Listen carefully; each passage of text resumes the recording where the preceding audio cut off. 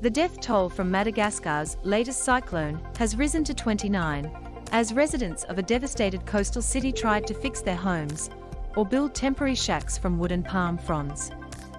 Key points.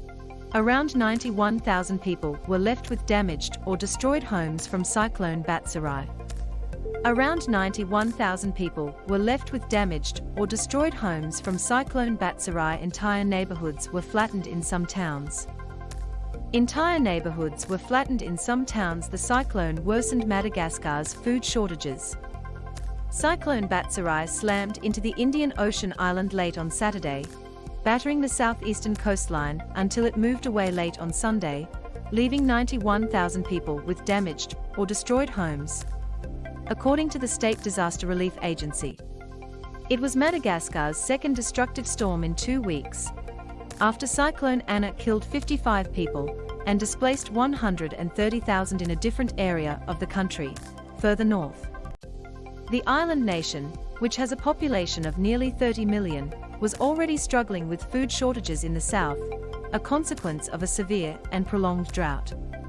The World Food Programme said Batsirai had made the situation worse by destroying crops that were just 2 weeks from harvest.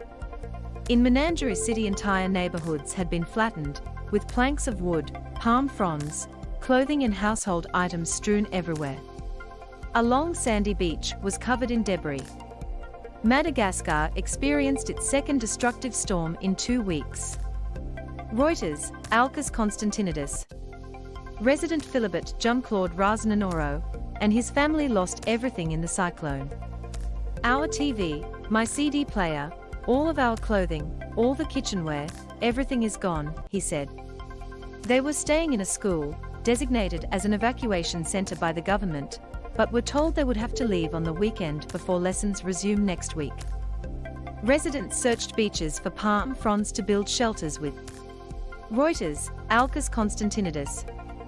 We plan to build a small shack just here, but we don't really have the means to do it, he said, appealing to the international community to help.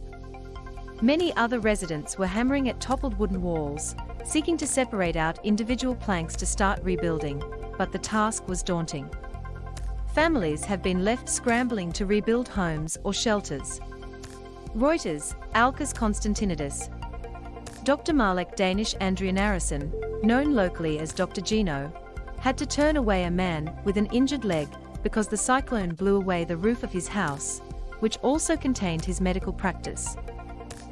You see here, I have no roof. The medicine is ruined, he said, gesturing helplessly at piles of damaged boxes of medication and soggy patient notes strewn on the ground. You saw the man that was here. I couldn't do anything for him. Around 91,000 people were left with destroyed or damaged homes. Reuters, Alkas Konstantinidis.